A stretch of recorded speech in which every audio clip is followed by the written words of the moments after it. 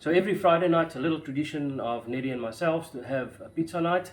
What basically happens is I'm in charge of the dough, the basis, and that. She's in charge of the toppings. And a little bit later, Neddy, you'll show us what toppings you use. Yeah, I'll do a little bit of a presentation of what we usually put on, some of our favorites, some of the non-negotiables. Sebastian just insists on having the margarita, so I'll show you my twist on a margarita. But first, Hein's going to talk a little bit more about the dough and what we put in the dough and how it's worked to perfection until in that little ball forms in his hands that you saw last week. So the most important thing for us about the dough is not using self-raising flour. That's just how we choose to do it. So we use normal white plain flour, and we use the instant yeast that you buy in the shops with that we add to 250 ml lukewarm water. And what I do is I dissolve 2 teaspoons of sugar in the water because hey, I never knew, but yeast eats the sugar, and that's what makes it grow. So while the yeast is busy brewing its brew or whatever it's called, or yeasting away, doing its thing, I will prep the dough. And basically all we do is it's 400 grams of plain flour, which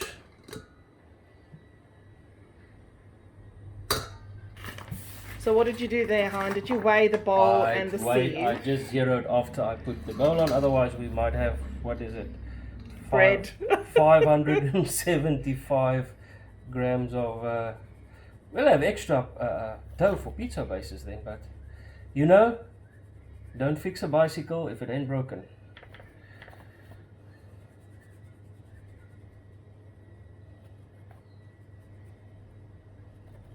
Is this calming, Neddy? Do you think the people find it calming? I find it calming. Yeah, right.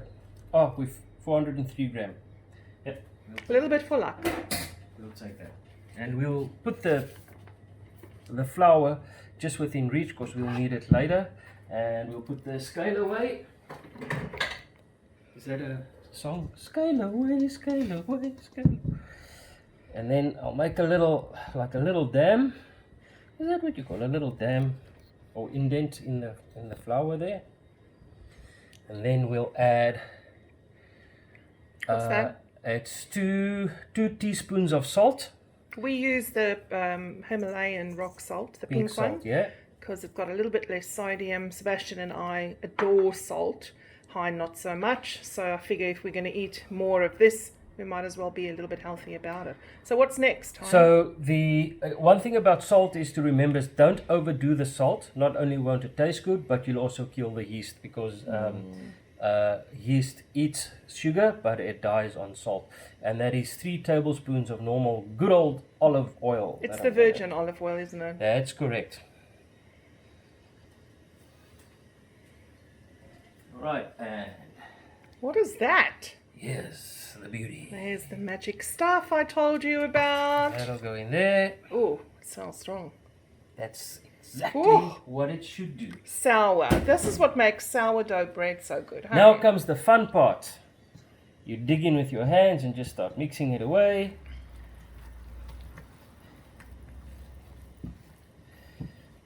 Something's missing. Something's missing. I know. A bit of good old Italian music.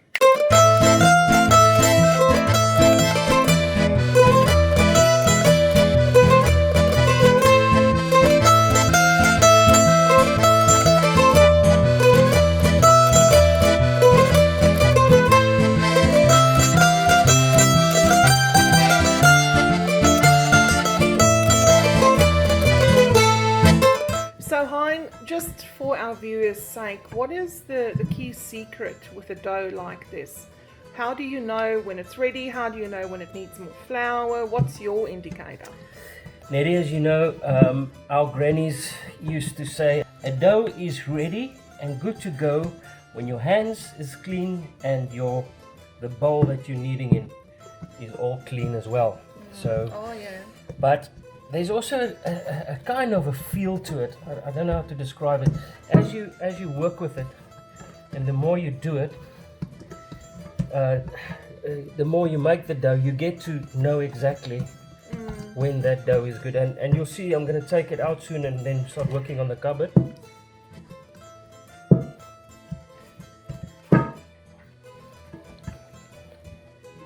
I'll add some flour and work it Add to further. the dough, or Yes. Oh. So there, I've just taken it out. Just makes it easier to knead on the cupboard. And it's like there's a stickiness to it. But it's not sticky because it's not sticking to your hands. No, it's not. It's not. But there's a, it's weird to say. It feels like it's tacky. Let's call it tacky. It's sort of like Play-Doh, isn't it? It is. So you really need that Play-Doh consistency for it to That's it. pop and It to rise becomes. properly. It eventually becomes. How did you call it last time? Like silk. There's a silky feel to it. And then you know it's good to go.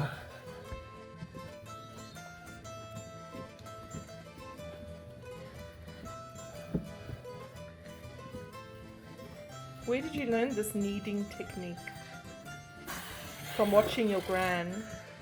Yeah, although my gran had one of those big plastic dishes that you used to buy at the cheap shops. Oh, the scottles. Yeah, but then again, I mean, I think they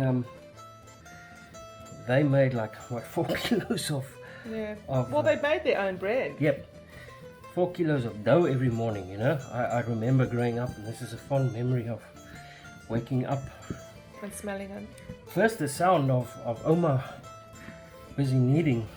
You know, is it called kneading? So how long do you do this for? Till I get that feeling. Well, the viewers need to know. Like, are we talking 10 minutes, 5 minutes, 3 minutes? What's That's the about- indicator? I'd say about 15 minutes. 15 minutes? Yeah, 15. Is it then? I don't know. I just go until I can feel I'm getting close to it, and then I just keep on. Not too much, just little bits of.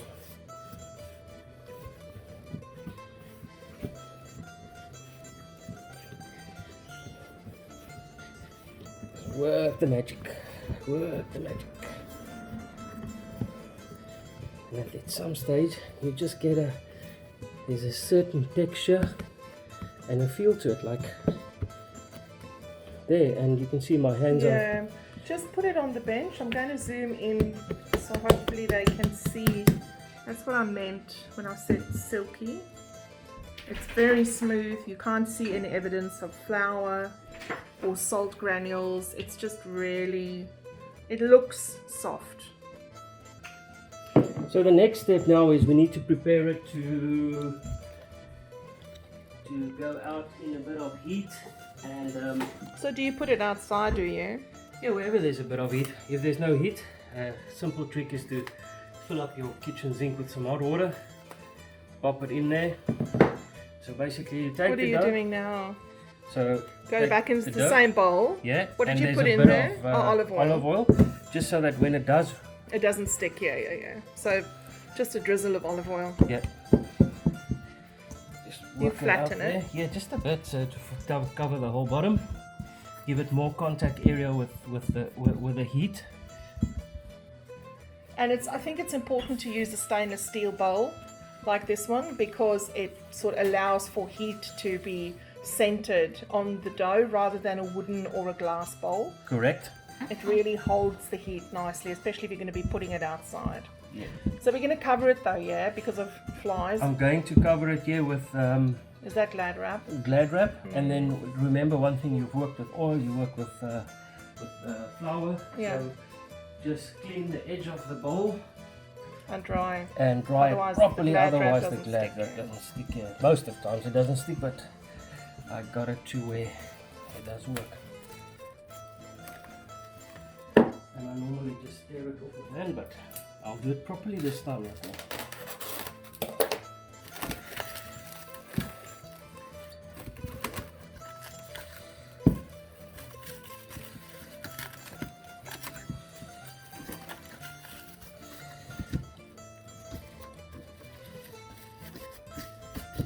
Make sure that no flies can come in there, Bloody because flies. obviously it's got a smell, so it will attract flies.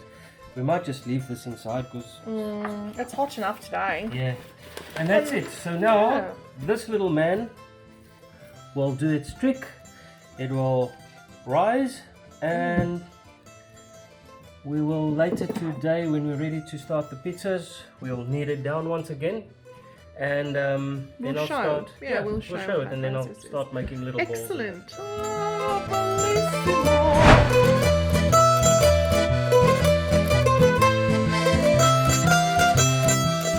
So, time has passed, and our friend has risen, Wow. but bigger than he was before. So how long did that take, Owen? It was pretty much most of the day. About 4 hours, I'd say. Yeah. The magic of making food is don't time stuff, just enjoy it, let it do its own thing. Unless you're in MasterChef, of course, then you need to. So all I'm going to do now you can see it's light, it's fluffy, it is just Oh, pizza dough. like soggy, and the smell is just, can you smell it? The smell is just Very good, very good. So using a bit more flour, I'm just going to knead it down a bit more. Why do you do that? Because that's what they say you must do. Honestly, I don't know. I've always wondered why you let it rise and then just to punch it down again. Maybe somebody can tell us in the comments. I'm pretty sure there's some of our chefy friends that know it's some or other chemical constitution of when it rises out and play it down. I don't know. I want to take a wild guess. By now, the dreaded chef is busy typing something. Okay, so what are you doing now? Just rolling it into... So I'm just rolling it out. Yep. And then I'm going to try and split it in 3 equal portions. And the easiest way to do that is, of course, with a scale. So Hein is the exact measurement and weighing guy. His wife, aka me, the exact opposite. I never weigh anything and I never measure anything. It's my OCD. 231, 210, 216. Are we making 3 tonight? We're making 3. The dough gives you 3, depending on how big you roll it out, of course. I mean, you can make 10, but they'll be that small. 215, 216, and 224. That's good enough. Put the scale away, scale away, scale away. So them 2, I'll just put there, and we're gonna do 1. Because the next thing that's gonna happen is we're gonna roll it out, and then I'm gonna prep the dough or the base by just putting it on the pizza stone for a while, so it just gets outer skin, and that way when you load it and put the toppings on, it doesn't all stick to everything, and when you put it back on the pizza stone with the topping, it just goes like. It's from a topping point of view, it's easier to put the base sauce on it as well.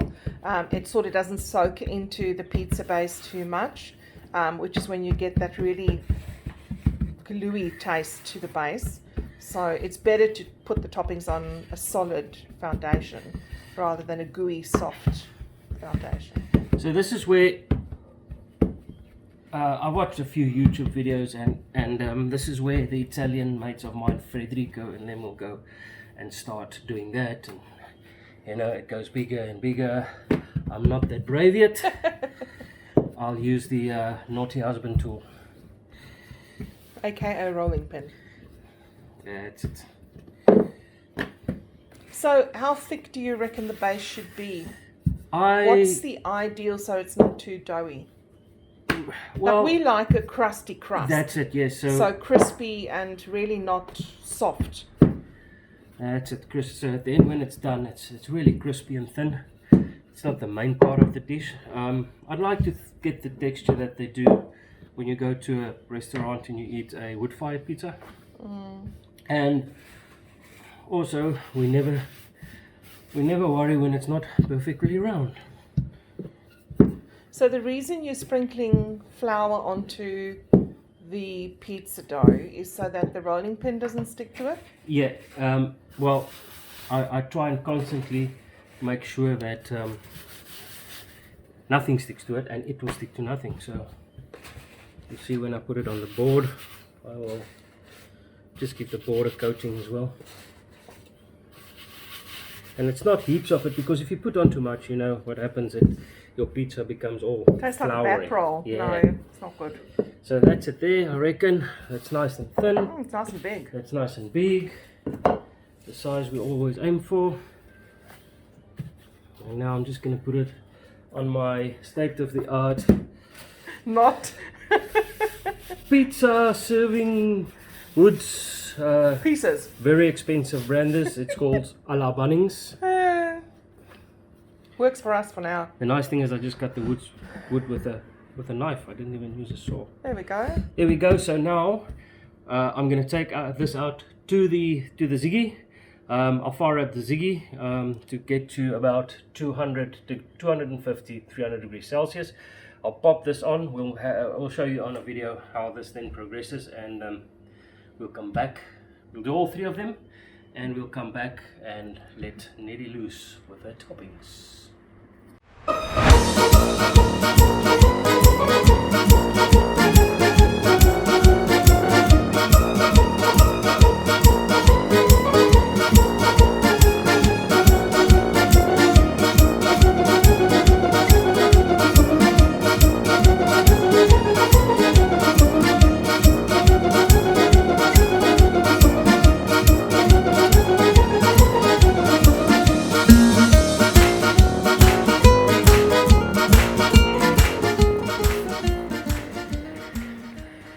Hello again, everyone. As Hein told you earlier, we're in the process of doing our pizza night. It's an established Friday night date night for Hein and I, because we both like food. So Hein's prepared all the bases. They've been on the Ziggy just to brown them and make them a little bit more firm, so you can see they look a little different as opposed to when Hein rolled out the dough previously. They're nice and popped over here. So my job in all of this is to make sure that the toppings are all chopped up and prepared, and that the recipes associated with the toppings are to everyone's liking. So being the only woman in a household of 3 men, including the cat, I'm the only one that enjoys certain things. So I have to pan to everyone's preference, and we try and not overcomplicate the toppings. And then the secret to it, if Hein just pans down to the food side, this is more than sufficient ingredients for 3 full large-sized pizzas. More than enough, and in fact a little bit of overkill on the meat, really. So just to walk you through what I have here, just sliced up smoked bacon, and then a few pieces of pepperoni, thinly chopped up cheese kransky, and a firm family favorite, some chopped up figs, dried figs, fresh oregano from our herb garden, sliced up white button mushrooms, again from our herb garden, some chopped up basil, and then organic tomatoes for the margarita, a tiny little bit of Stilton cheese, a lot of feta, because feta goes with everything, and then just your standard Coles pizza blend, which is a not too oily and a not too dry type of cheese. I find that if you use mozzarella only, it's really stringy, but it's a very dry cheese as well. There's hardly any oil in it, which means the pizzas are really dry, and whilst the cheese is stringy, when it cools down, it's really hard to bite through. So I prefer the pizza blend. So what we'll do is we'll start off, I just use this one, and it's a Coles blend, and like Hein said before, this is just our preference. I like the taste of this one. It's very mild. It's not too acidic. It's got a little bit of herbs and spices in it already. So just a general squeeze of that into the middle of the pizza. And I just use a spoon to spread it out. Now I know some people like it only in the middle with a little bit of plain crust on the side still. I don't like that. We don't like that. We prefer to have the pizza sauce right throughout the entire pizza base. And that's just for flavor purpose, and it also ensures that in the baking process the base doesn't dry out and becomes too crumbly, which is also not nice. So just spread that out really evenly, and you don't need any more than that, otherwise it really messes with the flavor of the pizza. And then I follow on with a good sprinkle of the pizza blend cheese. Again, a little bit. It's the glue that keeps all the topping together. And I'm going to start off with the margarita, which is the really easy one. It's a very simple pizza. It's a firm favorite of Sebastian and I. I used the fresh organic tomato because, again, it just adds to the flavor. So the next layer on this would be a little bit of basil. Yes, basil and oregano. And then just a little bit of mixed dried and fresh oregano on here. And then we'll do the sliced tomato. No specific way of slicing them. I'll just do half-half and slice them as thin as you possibly can, because again the juices from the tomato will make the base really soggy.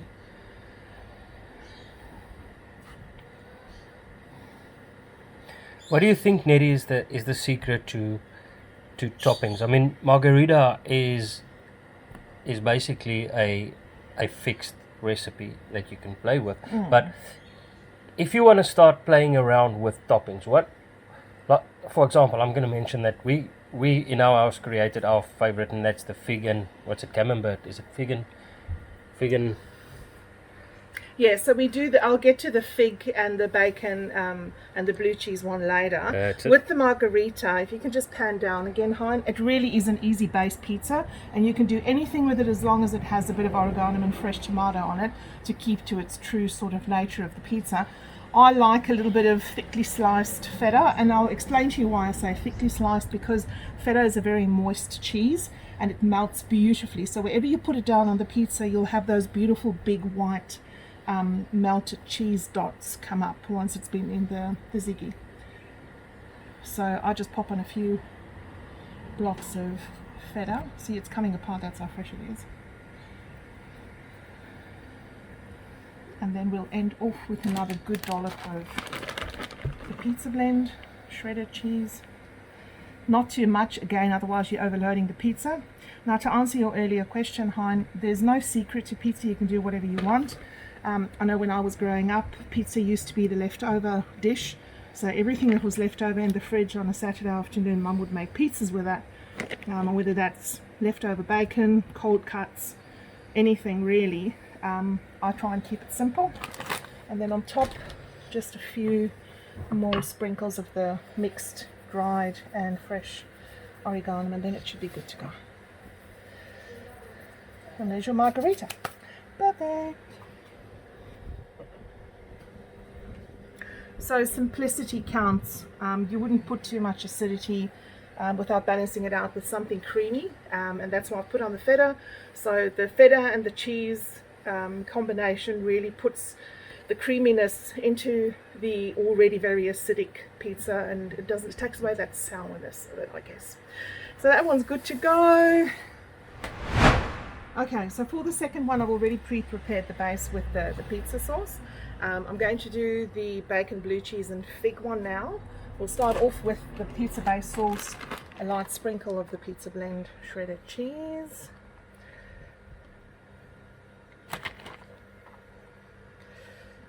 And then the secret to this one is to balance the flavors, because all three of the ingredients are really strong and can be quite overpowering. So I'll put down the bacon first, and as I said before, this is the smoked bacon, and I've really sliced it nice and thin so it can get crispy in the baking process.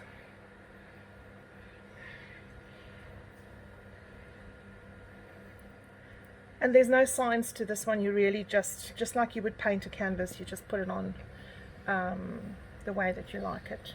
The secret is, again, not to have too much topping, because the pizza base becomes heavy and soggy, and your pizza is just, you might as well buy a pie. So the secret is to keep your ingredients thinly sliced and evenly spread so that the base doesn't become overloaded. And you can keep that crispy sort of doughy based, rather than it becoming a meat pie, which we don't want. Okay.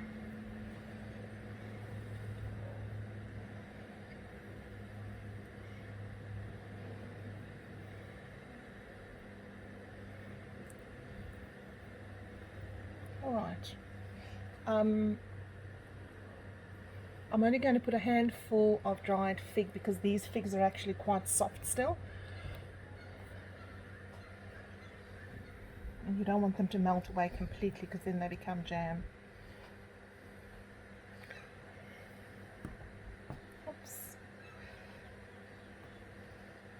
This is my favorite because if you bite this pizza, I said when I tasted it the first time, I told Nettie it's like, I don't know, biting something vintage, or It's maybe the dried fig that does that. that's what a museum would taste like if you bite it. I don't know. Alright, so just like I said, a little bit, I love a good Stilton. Not everybody likes Stilton. You can replace this with camembert cheese or brie. The Stilton, you might think it's too strong to be coupling it with already smoked bacon and that very strong thick flavor, but in the heating process it actually becomes really creamy and just beautifully delicious. There we go. And then again we'll just top it off with cheese. A little bit more pizza blend. What would we do without cheese?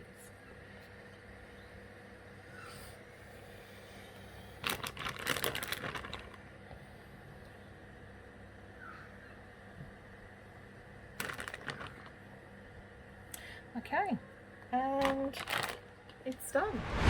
So this is our third and last pizza, and it's a firm Australian and South African favourite. Doesn't matter which pizza shop you buy from, it's the Meat Lovers, or my take on the Meat Lovers. So for today I have the cheese kransky thinly sliced. I have a few pieces of pepperoni. I might use all of that because it crisps up beautifully.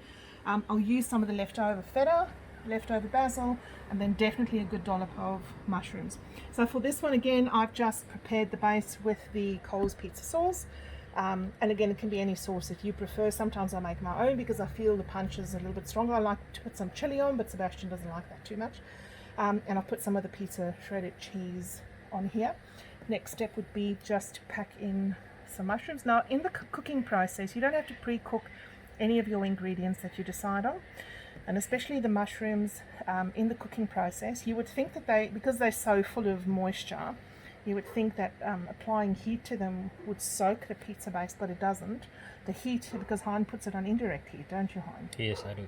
So the heat actually turns them quite crispy and cooked through without any of the moisture you would get if you had to cook mushrooms in a pot on the stove top. So mushrooms, again, firm family favourite of ours.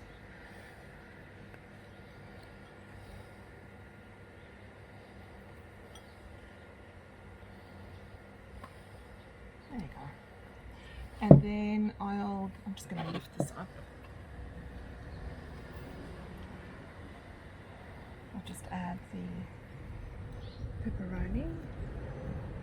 And this is not the strong pepperoni, because again, so many different smoky, cheesy flavors on this one, and a lot of focus on meat. So if your pepperoni or your salami, whichever one you choose, your mortadella or whatever, if that's too overpowering, you're going to lose all of the flavors.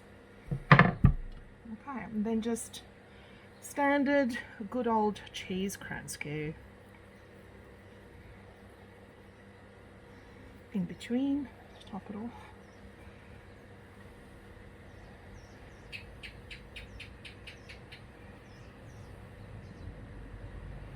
Now, if you pop chilies on this, it could just as well be a good Mexican pizza, I reckon. Yeah. Some capsicum, maybe. I don't enjoy capsicum on a pizza. It's very overpowering. Yeah.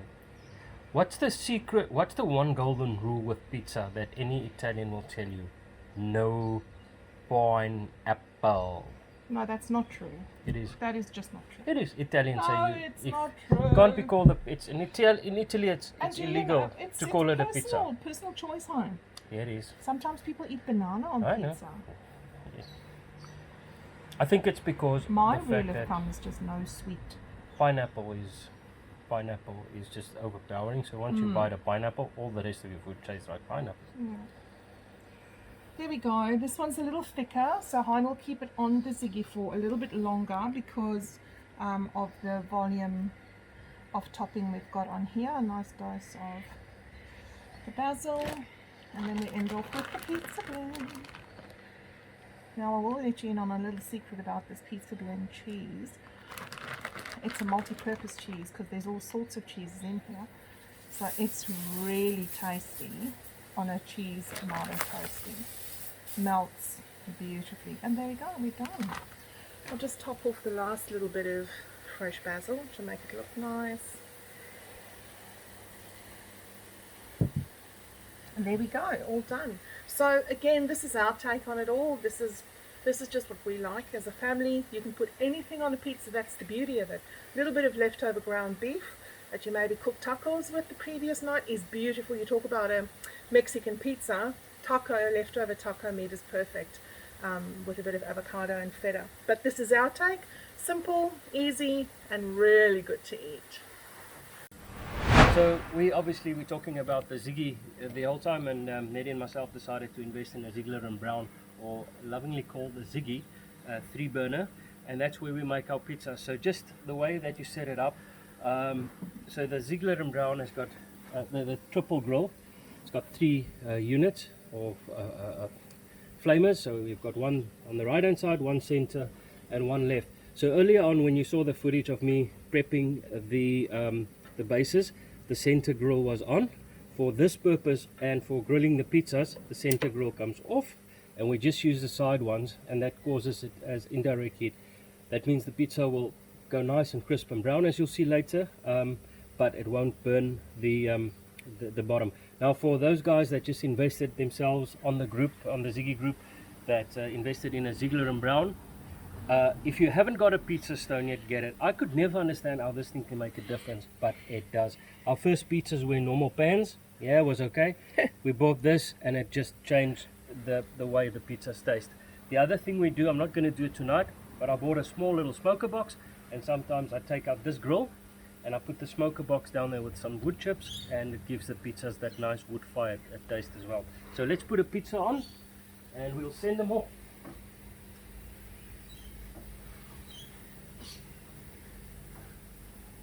So this is the reason for just prepping them beforehand. They slide easily. Perfect. The first ones we didn't work like that, but now we know. So which one is that, Hein? Is that what's that? That's the fig and camembert, fig and ham. And fig, Stilton, and that is blue bacon, I think is bacon. That's it.